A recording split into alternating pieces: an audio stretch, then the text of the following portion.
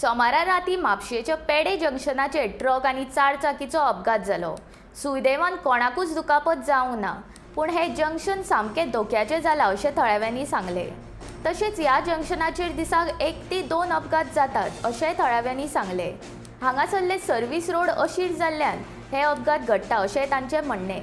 देखून अधिकाऱ्यांनी हाची नोंद घेवची अशी विनवणी थळाव्यांनी केल्या।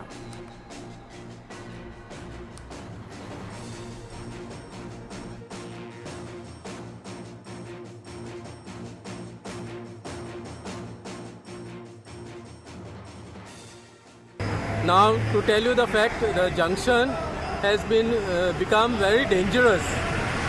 There are many roads, and the service road is very narrow.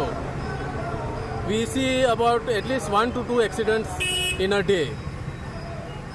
People coming from different directions don't know where the vehicles are coming or going, and it's become a big problem.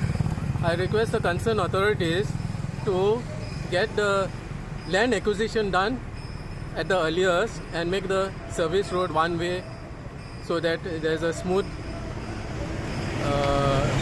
flow of traffic. Thank you.